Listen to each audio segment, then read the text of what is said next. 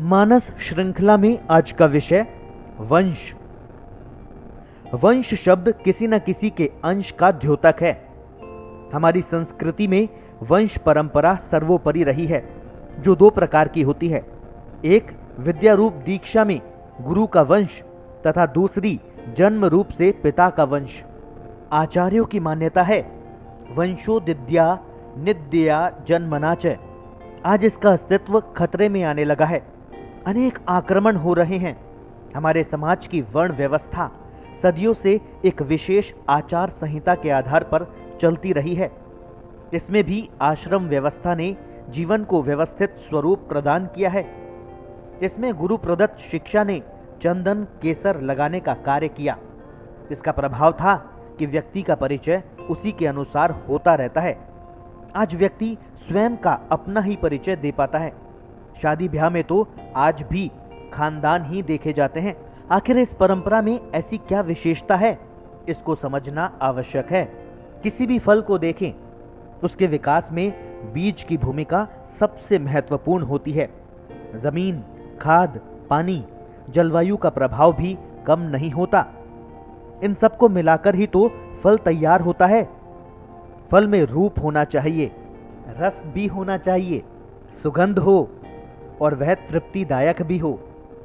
इसके लिए उसे एक संयमित विकास यात्रा तय करनी पड़ती है।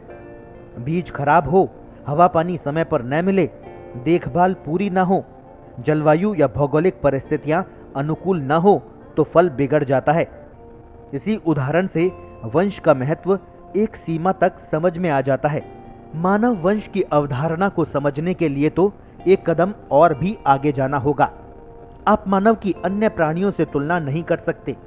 मानव जीवन भी दुर्लभ है। इसके महत्व को कैसे कम आंका जा सकता है?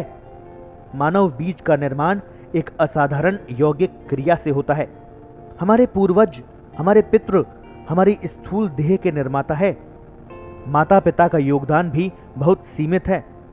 हम उनको 100% श्रेय नहीं दे सकते।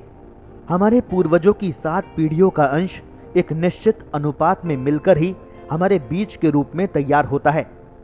हर व्यक्ति में पिछली 7 पीढ़ियों के गुण उसी अनुपात में देखे जा सकते हैं। इसीलिए भावी संतान इस वंश संस्था का पूर्ण प्रतिनिधित्व करती है। इसी क्रम में आज के व्यक्ति का प्रतिनिधित्व आने वाली 7 पीढ़ियां करेंगी। इसी से ये बात स्पष्ट हो जाती है कि पितृ मुक्ति के लिए संतान का होना क्यों अति आवश्यक माना जाता है। हर व्यक्ति के साथ उसकी 7 पीढ़ियां बंधी रहती है। जैसे जैसे वंश क्रम आगे बढ़ता है, पिछली पीढ़ियां मुक्त होती चली जाती है। इन्हीं की मुक्ति के लिए अनेक संस्कार और अनुष्ठान हमारी संस्कृति में वर्णित है। यश, श्रद्धा और शुक्र, ये तीनों ही चंद्रमा से उत्पन्न होते हैं। चंद्रमा से रस में सोम प्राप्त होता है, उसी से अन्न में जीव आता है और ये अन्न हमारे शरीर का पोषण करता हुआ शुक्र का निर्माण करता है। चंद्रमा का एक मास 28 नक्षत्रों के अनुसार 28 दिन का होता है। प्रत्येक दिन उसकी एक सोम कला होती है, जिसे सह कहते हैं। 28 दिन की कलाओं से जो सहपिंड शरीर में तैयार होता है, उसे बीजी कहते हैं। यही पिंडगत तेज शोणित में अग्नि में पहुंचकर संतान रूप में विस्तृत होता है। इसे वैदिक भाषा में पितृ सोम यज्ञ कहा जाता है। पिता अपने 28 कलायुक्त पिंड के 21 भाग यानी 3/4 से पुत्र उत्पन्न करता है। शेष 7 अंश उसके शरीर में ही रहते हैं। इन्हीं 21 भाग में से पौत्र शरीर के लिए 15 भाग काम आते हैं और 6 भाग पुत्र शरीर में रह जाते हैं। वंश वृद्धि के क्रम में इसी प्रकार 10 भाग प्रपोत्र के शरीर का निर्माण करते हैं। आगे के क्रम में 6 कला वृद्ध प्रपोत्र के शरीर का निर्माण करती है। 4 प्रपोत्र के शरीर में स्थिर रहती है। वृद्ध प्रपोत्र इन 6 कलाओं में से 3 कलाओं की सहायता से अति वृद्ध प्रपोत्र के शरीर का निर्माण करता है।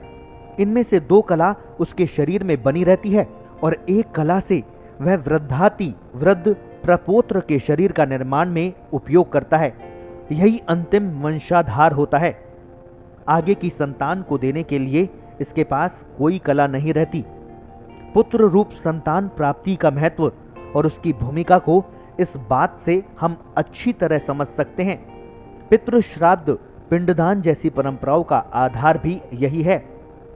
वंश परंपरा के इस क्रम के अनुसार मनुष्य शरीर में 21 कलाएं पिता से, 15 कलाएं पितामह से, 10 कलाएं प्रपितामह से प्राप्त होती है। वृद्ध, अतिवृद्ध और वृद्धातिवृद्ध प्रपितामहों से क्रमशः 6, 3 और 1 कला प्राप्त होती है। व्यक्ति शरीर के 28 सहपिंड यानी कलाएं घनात्मक तथा पितरों से प्राप्त 56 कलाएं ऋणात्मक होती है। 16 वर्ष की आयु प्राप्त होने के बाद ही व्यक्ति के शरीर में उसकी घनात्मक कलाएं विकसित होती हैं। ऋणात्मक अथवा पितृ प्राण हमें पितृलोक से प्राप्त होते हैं। पृथ्वी पर ये प्राण चंद्रमा के माध्यम से श्रद्धा सूत्र से हमें प्राप्त होते हैं। मृत्युपरांत ये सहपिंड फिर से अपने मूल से जा मिलते हैं। भारतीय दर्शन की मान्यता यह है कि जब तक वंशज भूमि पर विद्यमान रहते हैं, पितर आदि चंद्रलोक में प्रतिष्ठित रहते हैं। जैसे ही पितरों को वंशजों से अपने पिंड पुनः प्राप्त होते हैं, वे पूर्ण भाव में आ जाते हैं, अर्थात मुक्त हो जाते हैं। इस श्राद्ध विज्ञान के सिद्धांत से ये बात स्पष्ट हो जाती है कि व्यक्ति के शरीर में 7 पीढ़ियों का प्रभाव रहता है। इसी से वंश का महत्व समझ में आता है।